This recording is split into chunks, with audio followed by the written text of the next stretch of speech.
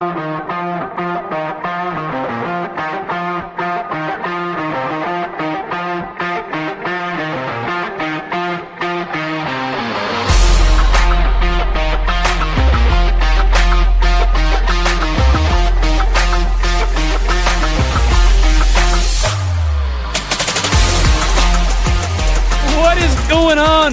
inside the Red Mile Rundown. We are a day later than normal, but hey, podcast is here and we are ready to talk Flames hockey. I am your host, as always, John Easthope, and alongside me, the man who I think personally went to Vancouver to pack Quinn Hughes' bags to get him out of the division. With me is always Robert Munich from Flames Nation. How was moving Mr. Hughes out of his apartment? Dude, you're giving me like Vietnam style flashbacks because I was just in Vancouver this past weekend, and on the Friday, I was like, I had finished up my work. It was about like 3:00, and I'm like, you know what? I'm gonna head over to Granville Island. I'm gonna pick up some ingredients, make like a really nice dinner for myself and my friends, and just have like a fantastic afternoon. So I'm at Granville Island, and all of a sudden, I get the Elliot Friedman tweet: Quinn Hughes is going to Minnesota. I'm not by my computer, and I just shit my pants. I'm just freaking out. So like I'm getting on the water taxi, like trying to get back to my friend's apartment as soon as I can. And oh man, thankfully we got a great social team here at the Nation Network, and they were able to help. But yeah, I was freaking out. I'm like, how Vancouver is that? You find out that Quinn Hughes gets traded when you're at Granville Island. I'm like, those are like the two most Vancouver things that could happen. It is. For those of you who don't know, Robert Munich also social media for the is it called Canucks Army out there? Yeah. For the Nation Network. So it's breaking news. It's all on Robert, and I thought it was funny and ironic that you were in Vancouver while the Canucks made that trade there. So, good to be back with you to talk Flames hockey though this week on the Red Mile Rundown. It's been quite the week in Flames land. The games have slowed down a little bit the last few days. Just really that Los Angeles game on the weekend. I know you didn't get to see a lot of that game. You saved your eyes from that game, I guess. A bit of a slog of a game out in LA, but they won that hockey game. What do you make of the Flames with winning some of these games here and how they're doing it? They ended that road trip, or sorry, the homestand before the road trip with kind of a stinker of a game, but they win 3 of 4 at home, then they win 1 on the road. What do you make of the last little bit of the swing here for the Flames? Yeah, I mean, I'll be honest. I haven't been paying attention to the Flames since Thursday. I was kicking my feet up. I went on vacation, so I kind of got away for a bit. But I was at the game. I was at the Dome on Wednesday night when they lost to Detroit. But you know, what do I make of it? Honestly, I'm not surprised. I think this is, as currently constructed, I think this is a team that will be in the mix for a wild card spot. I really believe that. And you know, the way that they're winning hockey games right now is low scoring. It's defense. It's a penalty kill. It's getting good goaltending. All things that I think are sustainable for this group to keep up. And that's kind of exactly what we've been seeing in their wins here recently. So yeah, I'm not overly surprised. Do I think they're 8-3-1 good? No, I don't. But do I think they're, say, 5-4-1 over like their next 10 games? I think that's the kind of pace that they're going to play at up until the trade deadline. So yeah, it's a half decent roster. These guys work their ass off. They're well coached. They get good goaltending. It's just, that's Flames hockey right now, and it's low events, and you know they're able to come out on top probably more times than not, and that's kind of like how I'm seeing things right now.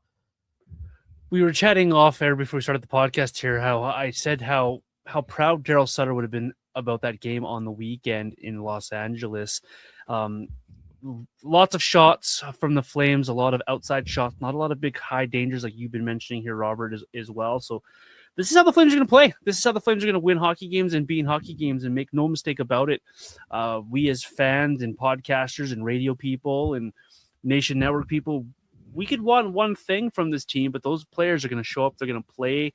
Ryan Huska is going to coach the way that he thinks he needs to coach to get this team to win hockey games.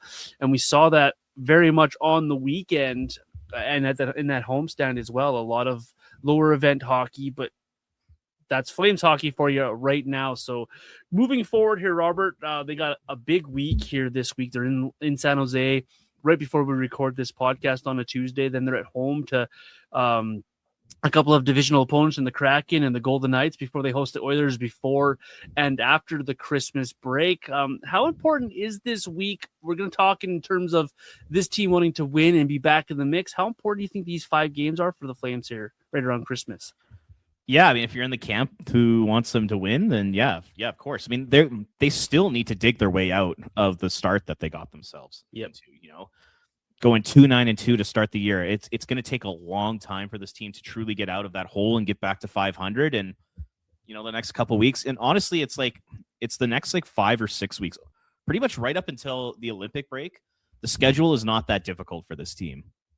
So if their goal is to get themselves in the mix for a wild card spot between now and the trade deadline, I genuinely think they can do that because the schedule is not that difficult.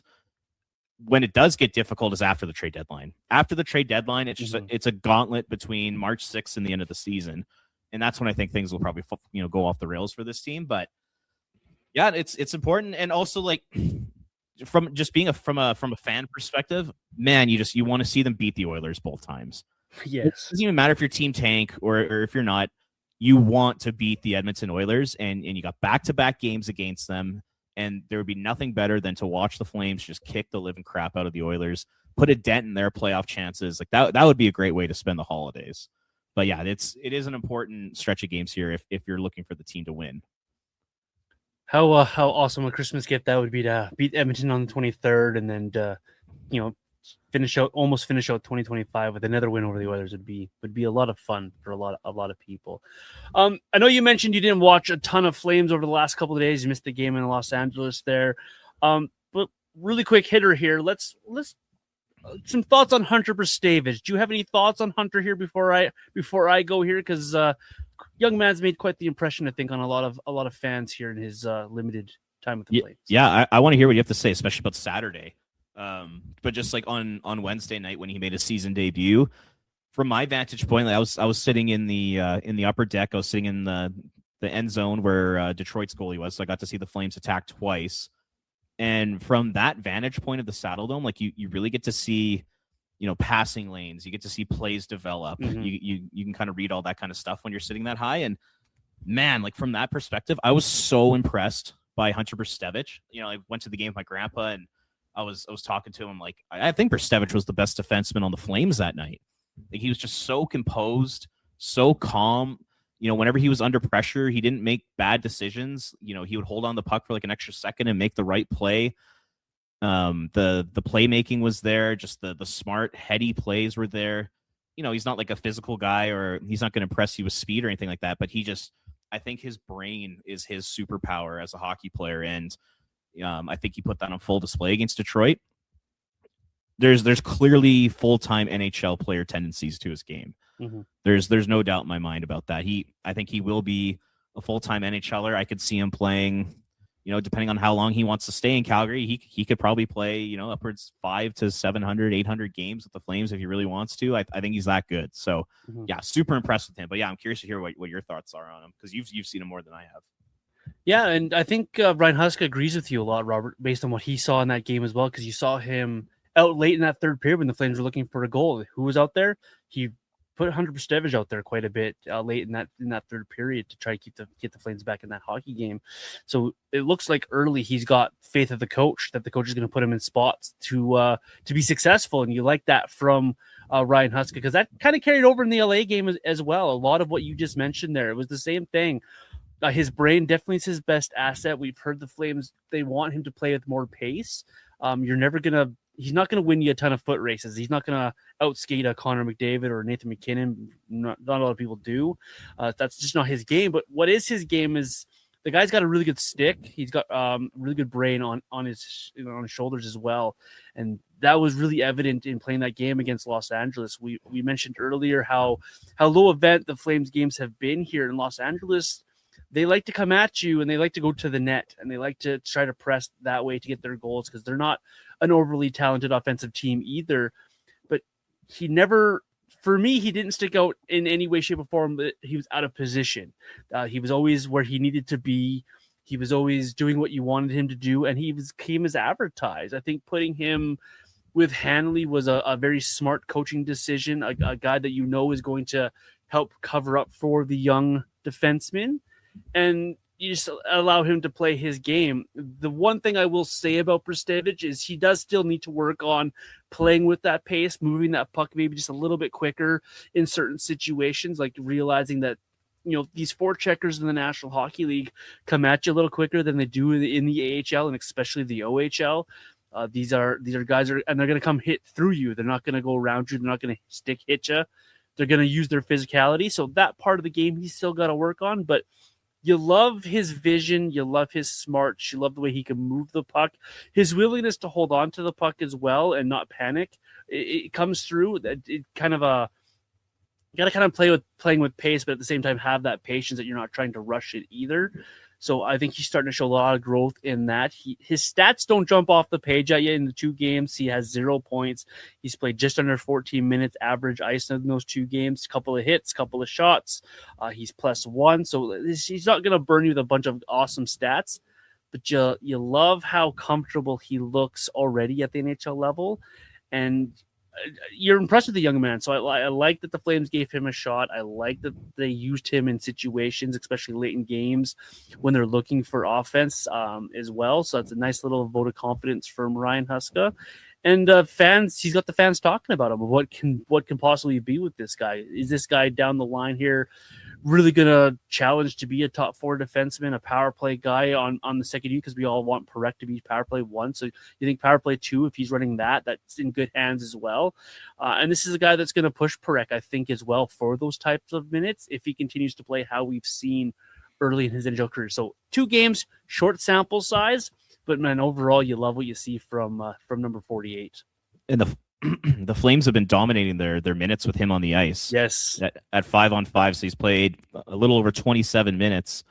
The shot attempts 37-11 for the Flames. Goals are 1-0. His expected goals percentage 67.45. Scoring chances when he's on the ice 14-6 for the Flames. So when he's been on the ice, the Flames have been dominating their minutes. And like we said, in small sample size, it's 2 games, but still pretty impressive nonetheless. Yeah, it's exactly what you wanted from the guy when you call him up, right? Because you're taking a nice veteran in Pahal out of the lineup. May have struggled a little bit in some people's eyes, and that's a big spot to put the young guy in. Here you go. Here's some minutes with Joe Hanley, and he wasn't sheltered either. Like he had, you saw him start in both ends of the ice, both sides of the rink there, and just let him learn on the job. And I like that from the Flames. So if they are going to continue to play younger players and give them these opportunities, this is exactly what you want to see in response to that. And so good on Hunter for taking advantage of that situation and those minutes given to him by Ryan Huska. I mentioned Parekh in my answer there, in my chalking there. He's off, of course, at the World Junior Hockey Championship camp, along with fellow prospect for the Flames, Cole Reschny. Pretty cool to have 2 Flames at Hockey Canada's camp. Pretty cool to see those 2 guys teaming up on a power play unit with, a couple of okay players in Martone and a Ginla and this Kevin McKenna guy that people seem to talk about a lot. Pretty cool for the 2 Flame prospects. What do you make of them being at this camp, Robert, and their chances? Well, we know Parech's on the team, but the chances that Reschny actually makes his team as well. Yeah, it feels like Reschny has made it already. Yeah, I mean, he's getting reps on the first power play unit, like you just said. Stephen Ellis, Daily Faceoff prospect expert, he has mentioned Cole Reschny multiple times. Just watching him in practice, saying that he looks like a man on a mission and that he's standing out for all the right reasons. So, Flames fans, maybe for the first time ever, are going to have 2 key members of Team Canada as prospects on your favorite team, which is incredibly exciting. Because, you got Parekh looking like he's going to be, a top 4, maybe even first pair at 5-on-5. Today at camp, he was on a pairing with Ethan McKenzie, who's a really good player, before he was with Cam and Reed. So they've been kind of gauging different partners for him, but it's looking like he's going to be a top 4 guy. First power play unit. It looks like Cole Reschny might be on the first power play unit. He's been scoring a bunch of goals in practice. So this is incredibly exciting. I don't remember the last time that we had a player, like the Calgary Flames had a player playing for Team Canada at the World Juniors who's going to make a huge impact. Like we had Pelche and Zeri during the pandemic, and they were good. Pelche worked his way up the lineup and had a good tournament, but wasn't anything spectacular. It feels like now there's going to be a couple true difference makers on this team. So I can't wait for the tournament to start. I think it's going to be fantastic, and I'm really, really looking forward to see what Zane Parekh looks like with people his own age. I'm pumped to see Cole Reschny because I have not watched very much of him live at all. So I'm excited to see what he's all about. And yeah, I think it has the potential to be a great tournament. You know, Reschny was centering a line today with Carter Barron, Braden Coots, two really smart, skilled players from the WHL. So yeah, I think it's going to be great. I haven't been this excited for a World Junior probably since like the 2015 team that had Connor McDavid on it.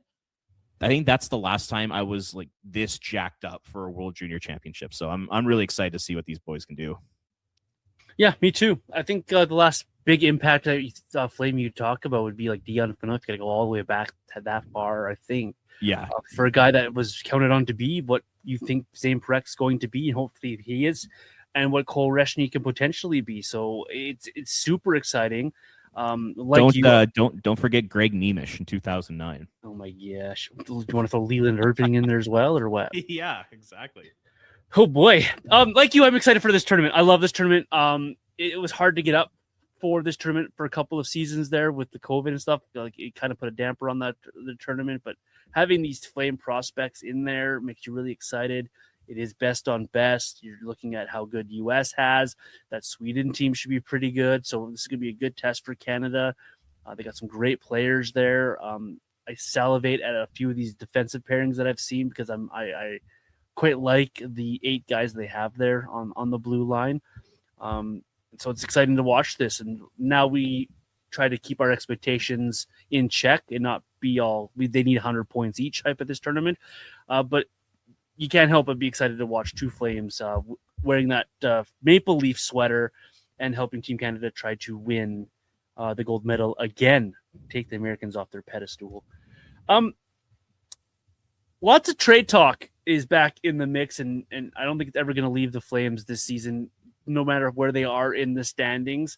So let's chat a bit about trades here, Robert, and give kind of a quick little answer here of how likely it is to see a couple of these Flames trades, because there's 3 names that keep popping up on social media every single day when you talk Flames and trades and tank and should they be a playoff team? Should they try to tank? Who do they move out? They got to move all these guys out.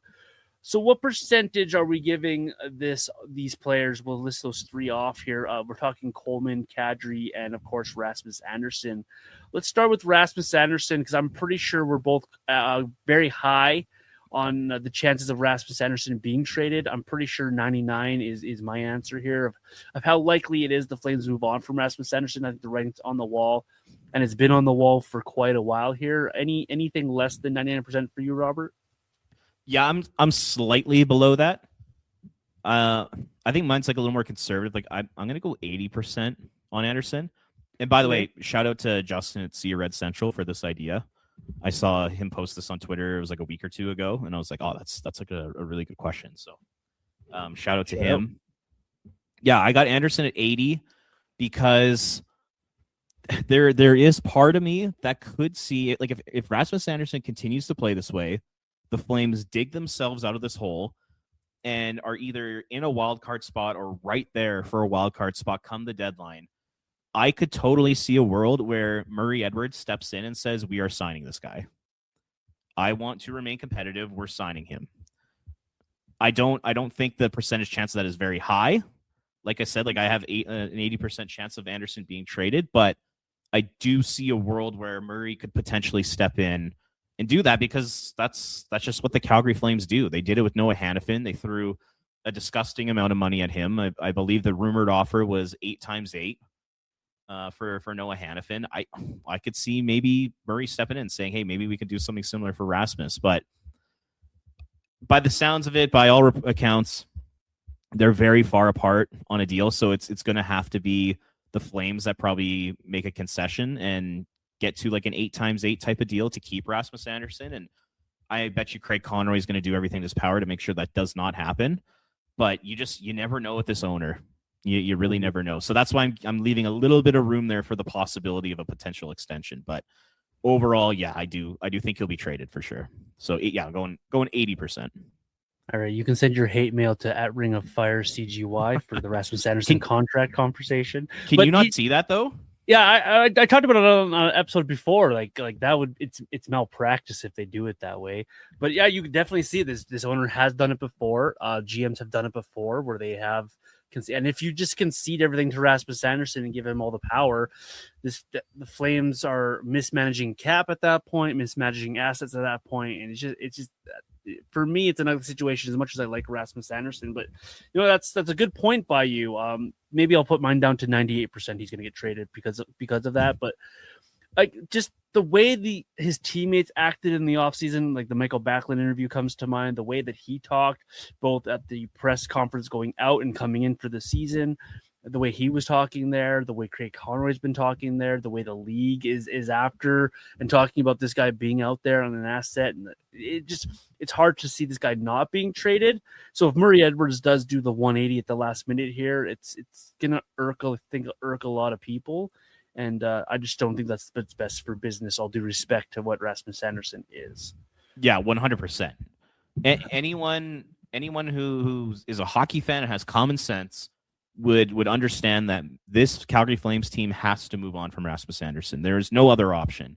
Mm-hmm. But sometimes common sense gets thrown out the window when you have a bunch of emotion tied up in it. And when you're an owner of a team, I bet you get very emotional about your group.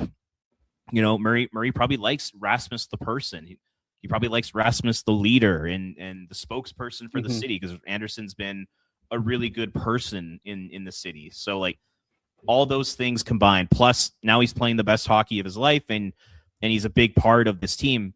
Like, I really believe if you take Rasmus Anderson off this team, it's over. It is over. Any shot at being quote unquote competitive or in the mix for a wild card spot is over if you move Rasmus Anderson. He's that important to this team this season. Like, just take a look at it. Like, plays the most minutes of 5-on-5, plays the most minutes on the penalty kill, quarterbacking your number one power play unit, second in team scoring. Mm-hmm.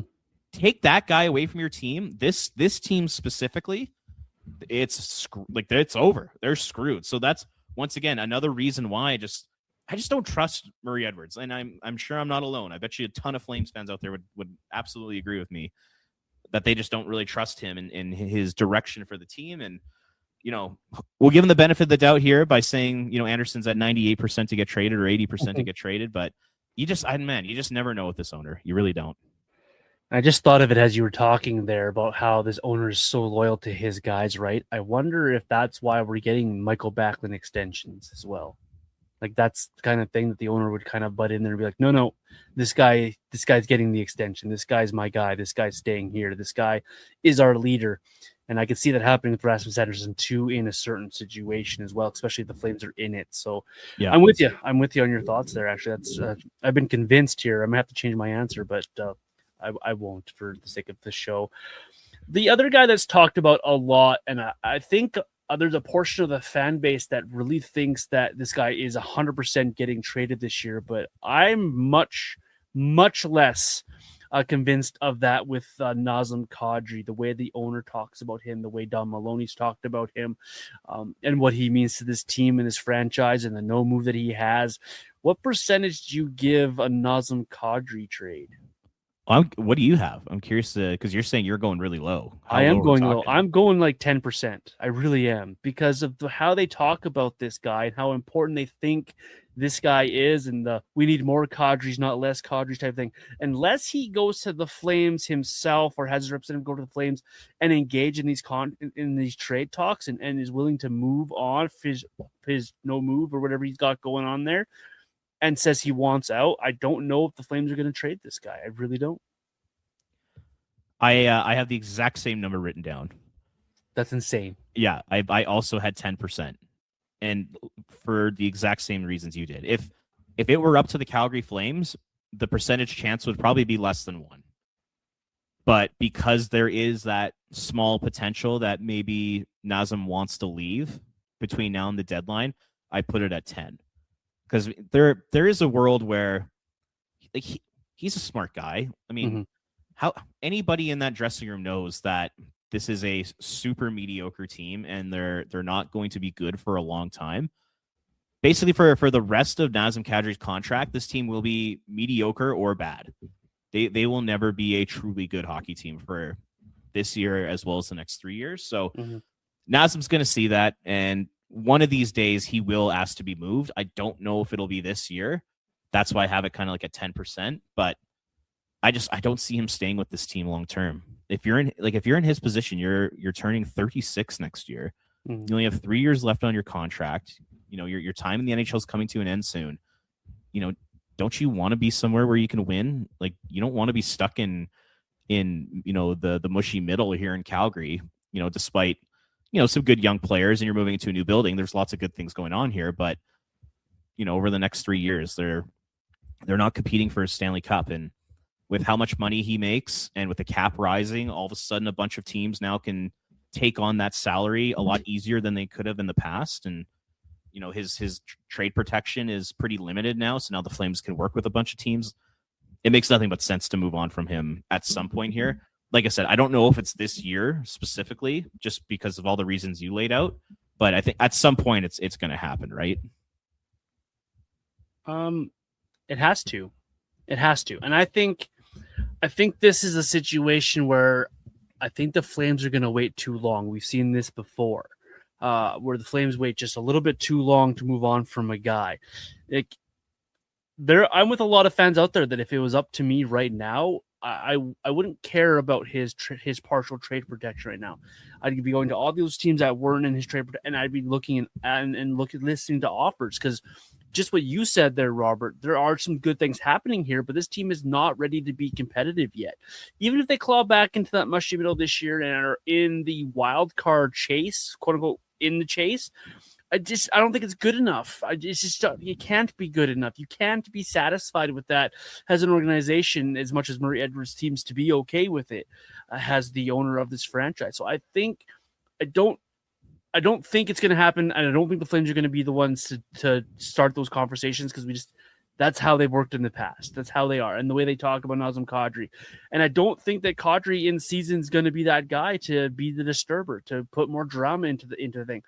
So if he even asks for a trade, I think that's an off-season type of thing. So I don't even know if we're going to see it in the season, Nazem Kadri saying, hey, I'd like to be moved. I think it's more after the season's over, he has a conversation with Craig Conroy. Hey, over the course of the summer, if it's possible, can we move along here type of conversation. So in season, it's really hard for me to picture a Nazem Kadri trade, as much as teams like Montreal or Carolina would like a second line center.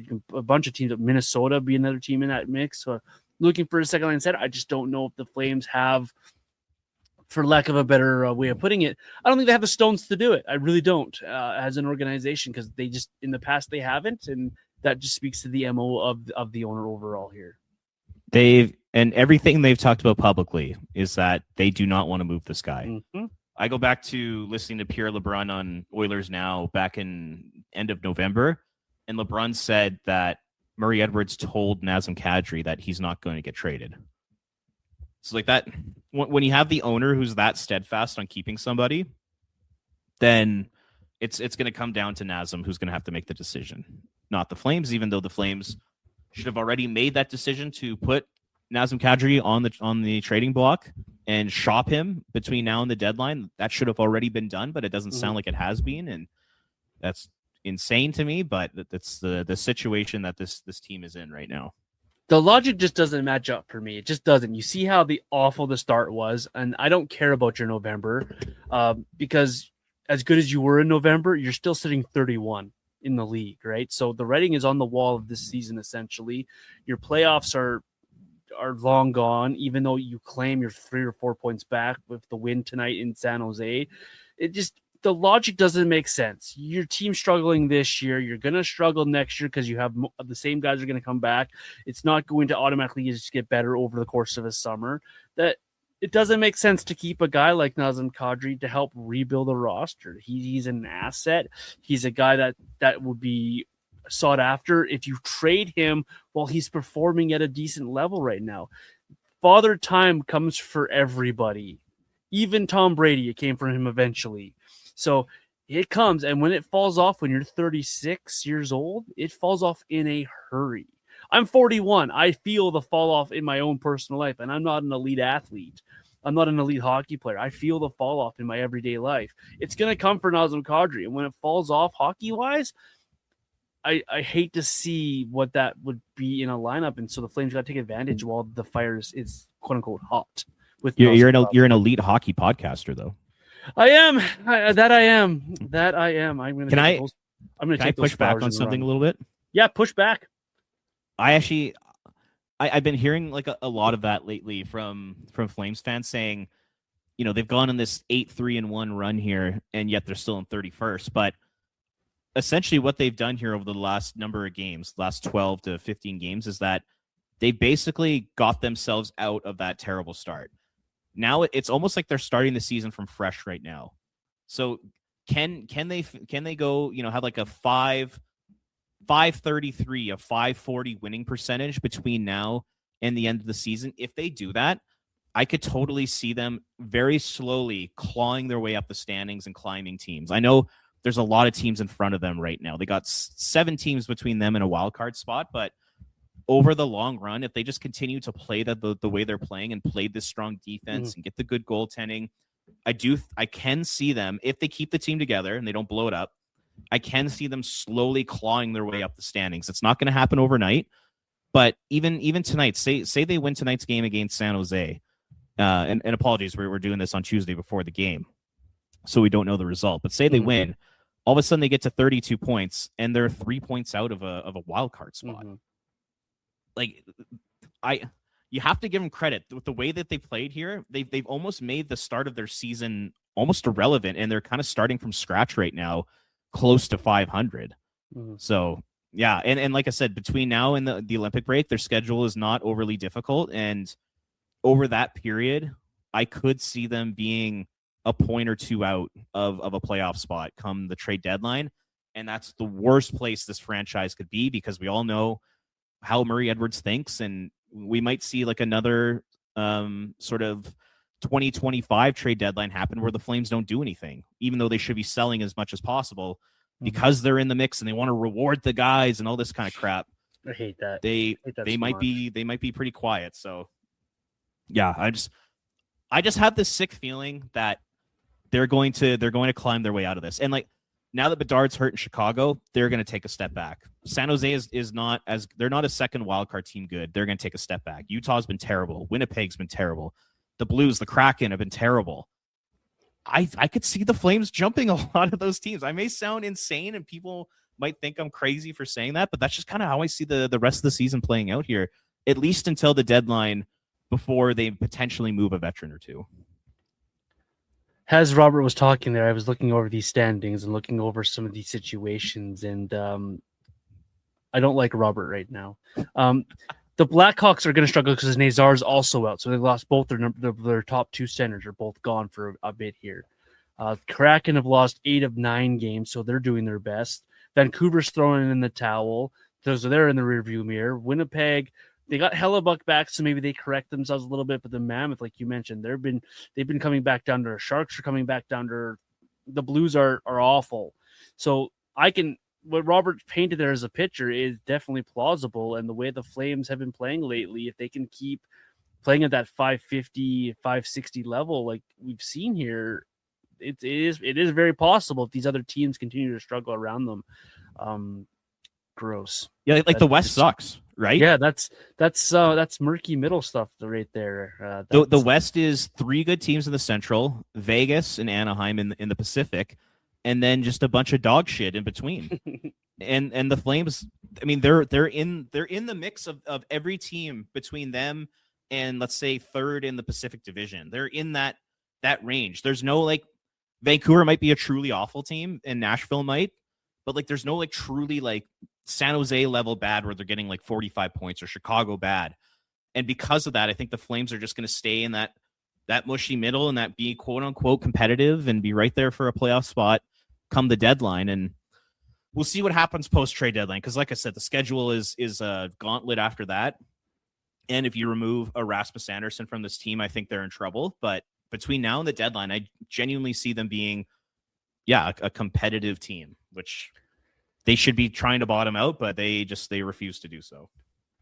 The Flames could be that team that is the new San Jose if they make the trade of those two guys and also trade one Blake Coleman. Interested to see where you go with Blake Coleman in this conversation because this is a guy that I could see about, I don't know, 31 other teams, well, maybe 30 other teams. I don't know if Vancouver wants him, but this is a guy who shows up. This is a guy who plays the right way. This is a guy who scores more goals than you think he scores. This is a guy who kills penalties. This is a guy that's counted on in all situations for the Flames. This is a guy who is very loyal to his line mates and to his teammates, and he sticks up for them in the lineup. This guy should be highly sought after, and I think if the Flames would seriously shop him around and ask for them, they could get themselves a first-round plus for a guy like Blake Coleman. And I really think that that's an avenue the Flames should go down, not because I don't like Blake Coleman. I just raved about him. I love Blake Coleman, but for him, for the Flames, for hockey, it just makes sense to trade this guy. I just don't know, again, if the Flames have the stones to make that move. How likely is a Blake Coleman trade for you, Robert? I'll also go 10%, just like I did with Kadri. And basically for all the exact same reasons. And like you outlined, I don't know if they have the balls to do it. I don't know if they have the foresight to do it because he's not on the last year of his contract. That seems to be the prerequisite for this franchise in terms of moving players. Like they have to be on the final year of their deal to move them. There's no other option, which I don't agree with where they're at in their winning cycle, but that's besides the point. But I'm with you. I'm such a massive Blake Coleman fan. I think we both are. Mm-hmm. Does everything that you could possibly want. Just a spectacular guy, like a really good leader. And when this team loses Blake Coleman, it's going to hurt them a lot, and they're going to have to try to find the next Blake Coleman. But that's a problem for the future Flames. That's a problem for the Flames 3 or 4 years down the road, not while they're trying to rebuild here. Mm-hmm. And he's another guy. You remove him from this team, he is. Between him and Michael Backlund, they're the best defensive duo on this team. They take on the hardest matchups. They win those matchups. And I was checking since November 1st, when Michael Backlund's on the ice, the Flames have outscored their opposition 10-5 at 5-on-5. And Michael Backlund's doing that, basically taking every single face-off in the defensive zone. He never starts in the offensive zone. He's playing against the best opposing forward lines and D pairings. And he's still winning his minutes, and Blake Coleman's a massive reason why. Those two are such a dynamic duo, and he's a great penalty killer. And there's the leadership aspect. He's second on the Flames in goals right now with 9. You remove a Blake Coleman from this team again, it's over. Mm-hmm. It's totally over. So it makes sense to trade him. Will they trade him? I don't think so.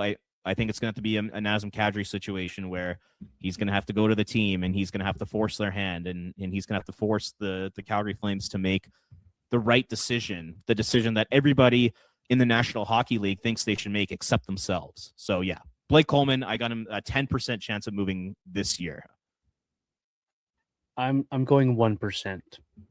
I'm going 1%. Honestly, that's fair. Even if a team comes to, unless the team comes to the Flames and is going to give them a first and an A-level prospect and something else on top and just absolutely blow their socks off, there's not a chance this guy moves. Not a chance.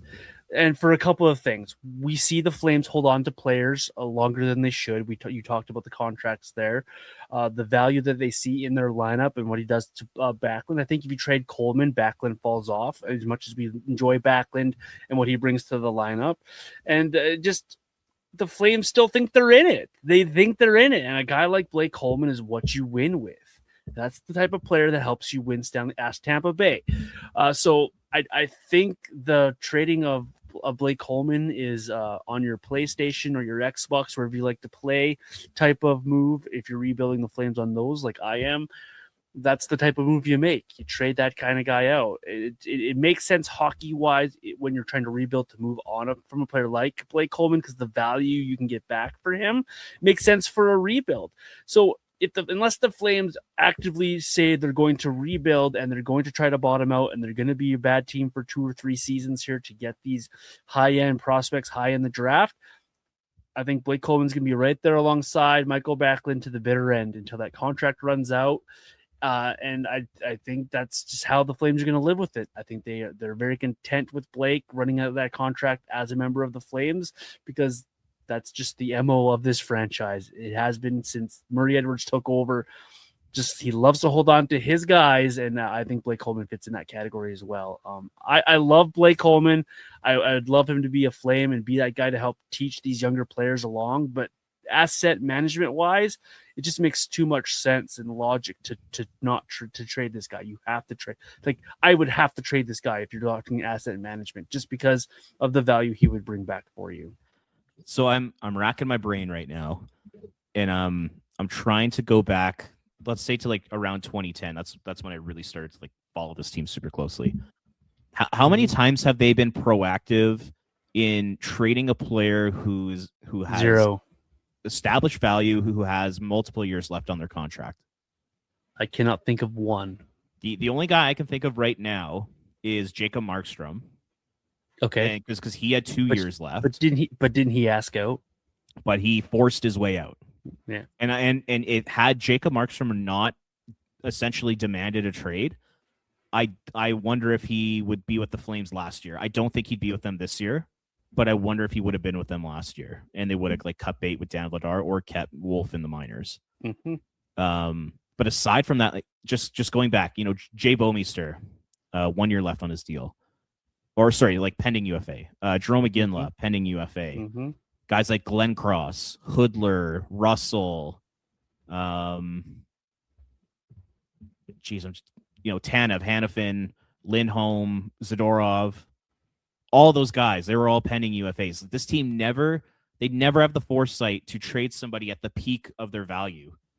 Like, imagine how they traded Yuri Hoodler after getting 76 points and going to the second round of the playoffs and winning the what trophy did he win? The Lady Byng. Yeah. Think of the return they could have got for him then. Instead, they have to settle for like a second round pick, but they probably could have got a first plus. Mm-hmm.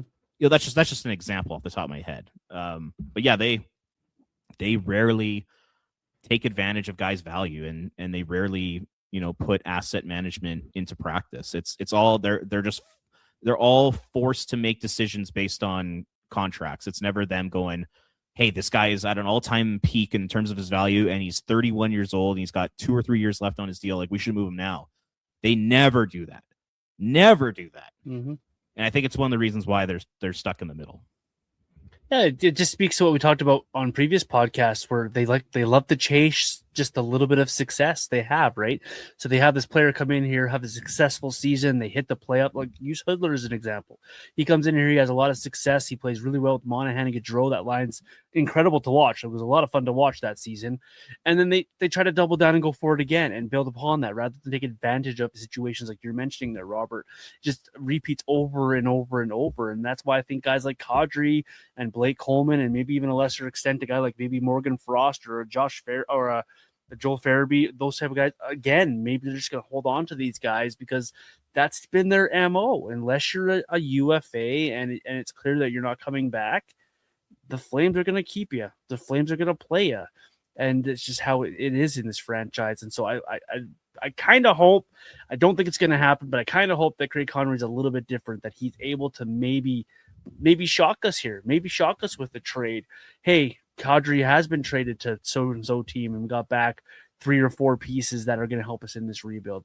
Maybe that hope is out there, but I would put that hope at less than 5% that actually going to happen. Is he allowed to do that? That's the question I just don't know. have. Yeah, I just don't know. Also, I would love for him to do that, and his reason is for what we just said. For asset management reasons, not Kadri saying, "Hey, I want to move." I want Craig Conroy to make this decision, not Nazem Kadri. Yeah, I would love for him to come out and be like, the reason we traded Blake Coleman today was because it helps in our retooling here. We got back some really nice pieces. We wish Blake the best in his chase for another Stanley Cup, and be a proactive franchise like, I don't know, 29 other franchises out there are. Blake Coleman is at his peak value. He's in his mid-30s. He's got a couple years left on his deal. Like, you can have him for 2 playoff runs instead of 1. This is why we're doing the deal, because his value will never be as high as it is right now. And he's not part of the long-term future. Unless they're planning on re-signing him to like a 2 or 3 year deal after this one. Like, I don't think Coleman's re-signing here, even if the Flames want him to come back. I guarantee you he's not coming back here. So he's not part of the long-term future. So just rip the Band-Aid, get the assets now, and speed up this goddamn thing. Just take advantage of your situation. I think that's all fans are asking for. You got off to this awful start in October. You kind of corrected a little bit in November, and you've had a decent December. But take advantage of your opportunity here. Like, as much as you love guys in their early 30s, like a Blake Coleman, as much as like you and I just raved about him for 10 minutes, and as much as you like a guy like Nazem Kadri and what he brings to your lineup and the leadership he had, you have an opportunity here to move these guys along while their contracts still have value, an opportunity to recoup assets, and then put yourself in a position to grab yourself one of these incredible superstars that have been touted in the draft market for 2 or 3 years now. If you follow your draft guys, they've been raving about McKenna and Verhoff for a long time. And it's just like, that's all I think a lot of Flame fans are asking for is know what you are, be realistic where you are in your cycle, and take advantage of what would be a very fortunate opportunity for the Flames. Vancouver has steered into it like they're 4x4ing off road right now. They were on the highway, they took a hard left off the highway and just 4x4ing across the farmer's field to get to these draft picks because they realized that exact thing. This wasn't a team that was going to be successful in Vancouver. This wasn't a team that was playing well together. It just wasn't working there. So they've pivoted course. They've taken advantage of it. They move out Hughes. What's next in Vancouver? What else are they going to move out? What else are they trying to do there? And I just wish the Flames would have a little bit of that foresight. I just wish the owner would just take a small cue. You're not asking for 10 years of being Buffalo Sabres bad. You're asking for 2 or 3 seasons of just, hey, let's do a little bit of cost control here with some assets that we have, turn over a few things, and continue to develop these. There's a lot of nice pieces coming for this Flames team, and it would be nice if guys like Reschny and Parekh can come into this organization and on this team playing alongside other players that have also been developed in the system, and not, hey, can you drag along this 38-year-old Nazem Kadri? Or, hey, Gridden, can you play alongside a 39-year-old Michael Backlund who may or may not be good at faceoffs anymore? Because that's what's coming if the Flames don't change course a little bit here. You're talking about players in their late 30s, maybe early 40s, playing with these kids that you're trying to get the most out of, and you're just spinning tires at that point. So take advantage of your opportunities. So we have these low percentages with Coleman and Nazem Kadri being traded because what the Flames are in their past. Shock us. That's all we're asking for. Shock us a little bit here, Murray, and allow Craig Conroy to make these trades and make those percentages come up for us. If Murray Edwards was controlling the Vancouver Canucks, I guarantee you he would have held on to Quinn Hughes until either next trade deadline or would have let him walk as a free agent. He would have let him walk. Absolutely would have let him walk. Even the Vancouver Canucks, who Francesco Aquilini is regarded as one of the worst owners in the NHL. He's extremely hands-on. Even he let Jim Rutherford do his job and cash in on a major asset at a time when his value will never be higher. Even Francesco Aquilini let his team do that. Like, Murray Edwards is now in competition for the worst owner in the National Hockey League with Terry Pegula. They're competing for that spot of worst owner. And Buffalo's had more playoff success than us in the last 20 years. So that tells you where we're at here. Like, and John, I took 4 days off of Flames hockey. I was so relaxed. I was feeling so good. I was rejuvenated. I was ready to come in today's podcast and just, have a little bit of positivity, have a fun chat, maybe get some laughs in, all that kind of good stuff. No, I'm pissed off again. God damn it, I'm mad. Well, the worst part about all this team. The worst thing about all that too is that return for Hughes. That is a nice return. I know you're trading away the best player in the trade, and he's a top 3 defenseman in this league. People think he's the best. Some people think he's the best one in the league. And sure, but if you're rebuilding or trying to retool a team, getting back 3 nice pieces that you can work with, plus a first-round pick in the future here, come on, like, take advantage of your opportunities. So I hate it. I didn't mean to put Robert in a bad mood, and that rant came out of nowhere. But it's just how you feel. Like, you get talking about this team and about what you hope to see from this Flames team, and you want to see success now and down the road. You want to watch a fun hockey team, but we're watching a Flames team that honestly think they enjoy the quantity over the quality of their opportunities, of their shots, of like the Daryl Sutter hockey type of thing. You're watching a team struggle to score goals. You're watching a team struggle to get anything going on a power play. You're watching a team spin its tires in the market and not really do anything when it comes to trading out players or bringing in players or developing players. And then you're watching these other franchises starting to lap the Flames, the Blackhawks, the Sharks, the Ducks. They've all lapped the Flames in division.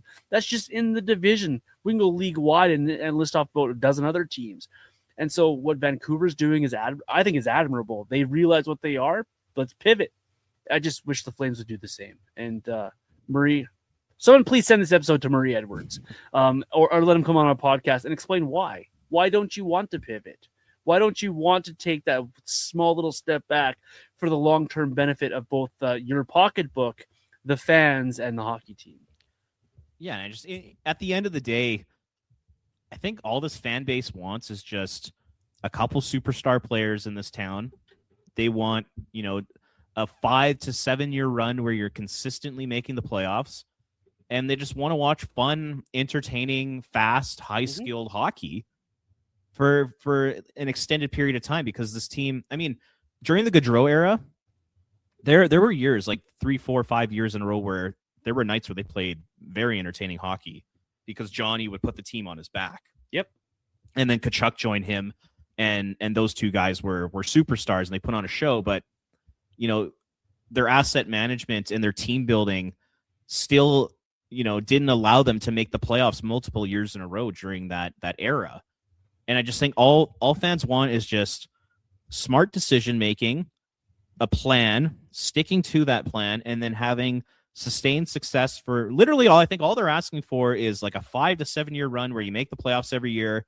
Maybe there's a year you don't make it just because that's just what happens. But you're a legit cup contender for 3 or 4 of those years, and you win, say, 5 or 6 playoff rounds. That's all they're asking for. Fans aren't asking for a dynasty.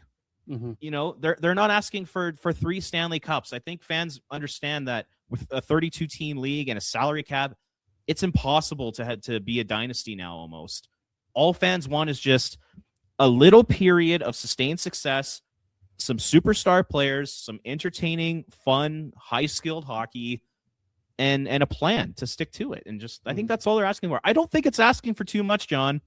I really don't. I don't think it's asking for too much.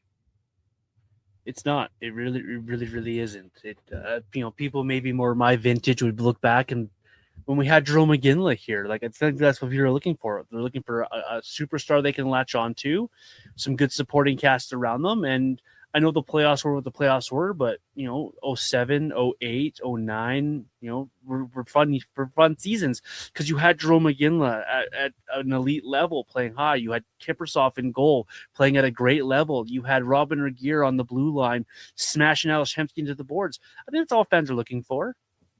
They're just looking for something to latch on to be excited about.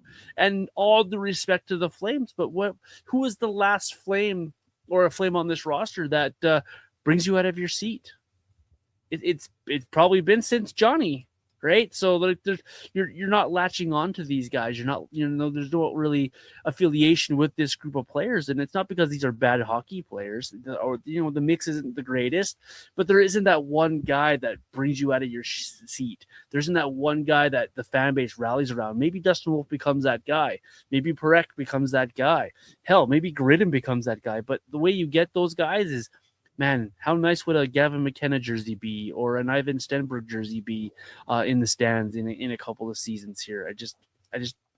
I don't get why some people in the ownership group and the management group are so adverse to just taking a small step for long term. I don't get it. I'm with you there, Robert. And I think you would agree with me is that we're both cheering for this management team to be successful and to build that team. Like, everybody in this fan base is cheering for Craig Conroy, and they want success for him. And hopefully this plan of theirs does end up working, and they prove us all wrong, and we're all idiots, and they're the smartest people on the planet. I really hope that happens. It's just, like I said, in a 32-team league, in a salary cap era where you have to build your team through the draft, and You need to accumulate as many assets as possible. I look at the Minnesota Wild here. What they've done a really good job of drafting, developing, asset accumulation, because they were stuck there with the Parise and Suter contracts. But what they've done is they've accumulated a ton of assets. And what they were able to do is they were able to spin those into Quinn Hughes. So it's like that's why you want the Flames to be in asset accumulation mode. It's so you can draft, you can develop, you can get that next core group of players on your team, but then also you have this like prospect pool, and you have this group of draft picks that you've accumulated over the last, say, 3 to 4 years when you've cashed in on veteran players. All of a sudden, you use those picks and prospects to go out and make trades. You go out and get your Sam Reinhart, right? You go out and get your Carter Verhaeghe, your Sam Bennett, like your Seth Jones, like the Florida Panthers have. It's like you need all those assets, not only to draft and add them to your team, but then you also need them to go out and make deals to make your team better. And I think Minnesota's done a nice job of that recently, and Florida's done a really good job of that. In Florida, they traded Huberdeau, a second or third overall pick. They traded Mackenzie Weegar, a 7th round pick, so guys that they drafted in order to get Tkachuk, because they had those assets, because they drafted and they developed. So I think the Flames need to do the same thing. Them doing nothing is the worst thing they could do. I would almost rather have them like go for it and try to make the playoffs this year than for them just to sit on their hands and do absolutely nothing and finish in 18th place or 19th place. Like that would just piss me off. But they did it last year, and aside from Rasmus Anderson, and I'm not even convinced on that, it might happen again this year. Yeah, that's well put by you. Like we always talk about drafting and developing players, and that's a huge part of it, because you come to a point though where you're gonna have too many guys. You have too many prospects. Like the Arizona Coyotes, when they moved to Utah, they had too many people. They used those assets to bring in Peterka. Peterka. So thank you. Trying to give his name for a second there. Peterka and other players here, and that's just, for me, that's just a smart way to build a franchise. You use what you have at the time to move out and accumulate these assets. You draft these guys, you develop these guys. Some are going to be your main guys in your roster, like what the Flames have with Coronado and possibly Zari and Parekh and maybe Brzustewicz, those type of guys. And then other guys, maybe you move. Maybe Andrew Basha becomes part of a bigger trade down the line that helps bring in another player. It's a smart way for teams to build a team, and it's successful. The Avalanche are successful off of that. Minnesota looks to be doing that. They're probably going to be very successful off it. Dallas has been successful doing it. Florida obviously has done the ultimate success doing it that way. Tampa Bay, when they were winning, they did it that way. And it's not a hard thing to ask fans to ask the owner to do, to ask the management to do. And it's just the cycle. It's a normal cycle for hockey teams. The Flames just seem to be adverse to being a normal hockey team. They want to try to somewhat big brain things and chase the small bits of success that they have. And it's extremely frustrating to watch, because I'm with you, Robert. This team is a nice week and a half, 2 weeks away from having, maybe they play another go. They go to another stretch of 8-2-1 hockey. They're in that mix again. They're right back where fans don't want to be. There's not a fan out there that is aiming and clamoring to have that 13th overall pick. You want the top 3 pick, or you want to be a long, successful playoff team. Right now, Flames, they're neither. The issue I just find is it's an old school organization run by old school people. It's run by Murray Edwards, who's been in the league since 1994, and he's Gary Bettman's right-hand man, and he's an old school thinker. You have Don Maloney, who's 1,000 years old and is an old school thinker. Dave Nonis, old school thinker, who's worked for old school guys his entire career, aka Brian Burke. The only young sort of maybe kind of new age thinkers might be just Craig Conroy and Jerome McGinley. Because even Brad Pascal, I mean, he's a Hockey Canada guy, and he's in his day at Hockey Canada, he was working with the Kevin Lowe's of the world, and he was working with the Wayne Gretzky's of the world, who are all kind of old school thinkers. There's not a lot of youth, and there's not a lot of new ideas with this team. And the other thing that's killed them, and I know it was a fun run, and it was incredible. It it electrified the city, was the 04 run. It's honestly hurt this team so much because I think Murray Edwards saw that, and he saw how much fun it was, and he saw how the city came alive, and he saw how in my opinion, I think the 04 run saved the Calgary Flames. 100% it did. 100%. Had they not gone on that run, and then you go into the lockout, there might have been a chance where they had moved. I really believe that. So it saves the team. It made them a lot of money. It sold out the building for the next 15 years, but it gave Murray this way of thinking of, if you get in, anything can happen. And that's the strategy that he's had with this team since 2004. It's build as competitive a team as you can with the constraints we're given, and every year we push for the playoffs. Mm-hmm. I think there's only been 1 year since 2004 where they've legitimately decided to take a step back, and that was the 2013-2014 season. That's it. Because they were forced to. Because they were literally forced to. Because Iginla, Bouwmeester, and Kiprusoff all had 1 year left on their deals, and they were either traded or they retired. Mm-hmm. So it's just that way of thinking has really hurt this franchise. Like, it's really, really killed them, and it continues to happen to this day. And until Murray Edwards changes his way of thinking and takes a long-term approach to team building, I think we're in for another run of make the playoffs, miss the playoffs, make the playoffs, miss the playoffs, lose in the first round, lose in 5 games. If you make it to the second round, you lose in 4 or 5. That's just the kind of era I think we're embarking on if they don't change their way of thinking. That's kind of how I see things playing out, which is incredibly depressing, and I really wish it wasn't that way, but I'm just telling it like I see it, unfortunately.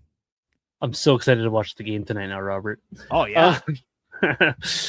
It's, and I don't keep harping on things because people have heard the conversations before, but it is disheartening because I grew up in my vintage. We grew up with the Young Guns, the first era of Young Guns, and we went through the Val Burés and the Derek Morris things, and we were young then, so we enjoyed it. Like, we enjoyed watching those players because it was cool, right? The Young Guns were cool, and they marketed that Young Guns team to the fans, but if you really go back and you think about those teams and how destitute that organization got before they caught some magic with Jerome Iginla and the 04 run, it really is short-sighted by Murray Edwards to think that one season is the path to success because they caught fire once. And it's like, you got to remember what happened before 04. You got to remember how bad it was. There was many people in the media talking about Houston and the Flames maybe moving, or the losing of the team, or the Save the Flame lottery thing they had back in the day. It's just like, you would think that the owner of the team at the time would think, hey, that was a great season, but is it sustainable? And he just thinks, and it just feels so short-sighted to think that that's a sustainable way to win at hockey. And I know teams have won Stanley Cups coming out of the 8th, 7th seed, 6th seed in the past, but it's not a sustainable long-term way to run a franchise and to be a successful franchise. Successful franchises are ones that are able to build and are able to be honest with what they are as a team, and know when to take a step back and know when to floor it. And until Murray Edwards changes his thinking, I think you're spot on there, Robert. I think we might get the playoffs in a couple of seasons, and then we're out for a couple of seasons. And I think it might take a Young Guns 2.0 type of run where it really puts a damper in his pocketbook for him to maybe change his thinking. And as a fan, you hate thinking it that way. You hate thinking about another Young Guns era, a Young Guns 2.0 era. When I'm in my 40s, doesn't sound like a lot of fun to watch. And at the same time, it feels like that's exactly where you're headed, because that's how Murray Edwards is running things. And I don't see this Flames team squeaking in as the 8th seed and going on a 3 or 4 rounds of playoff run. And I just don't understand how Murray can think that way. It's depressing to think about. Yeah, and I just think fans, like, they want at least, like, I'm talking like the new generation of fans, the fans that weren't around for 1989. I think we just want one Stanley Cup in our lifetime.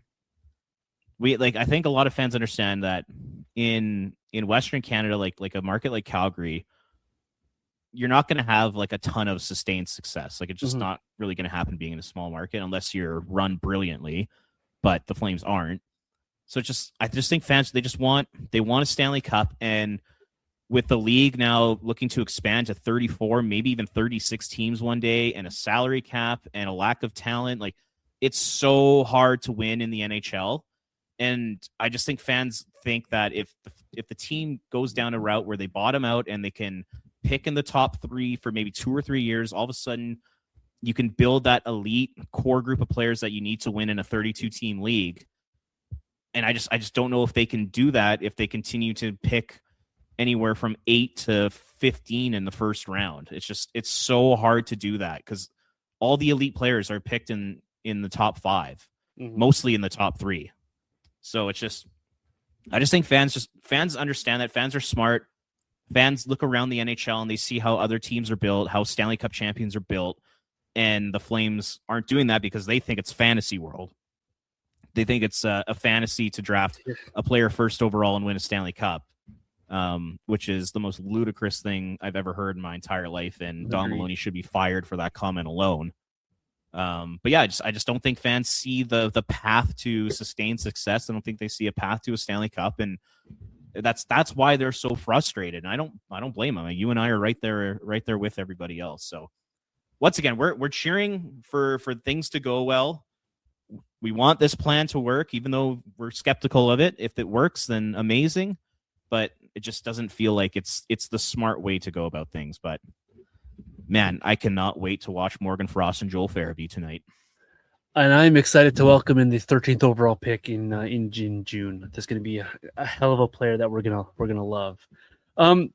I feel that's going to do it for us here on the show this week, Robert. Unless you have anything else to add to the show. If not, let these people know what's coming up from you on flamesnation.ca and where they can find your work.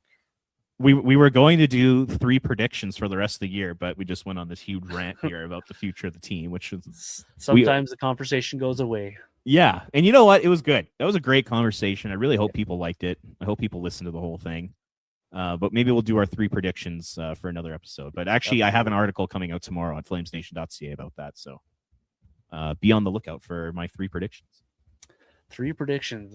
We'll definitely get to those as well on the show. He is Robert Munich at Ring of Fire, CGY across social media. I'm Vintage Johnny 84. And of course, as always, this show, Red Mile Rundown, available wherever you get your podcasts. We appreciate the downloads, the listens, and anyone who has subscribed to any of our platforms. Thank you so much for making us a part of your rotation. Don't be like Robert and I. Actually enjoy the games this week. We got some good matchups coming for the Flames, and we'll speak to you next week on the show here on the Red Mile Rundown. Enjoy the hockey and have a great week.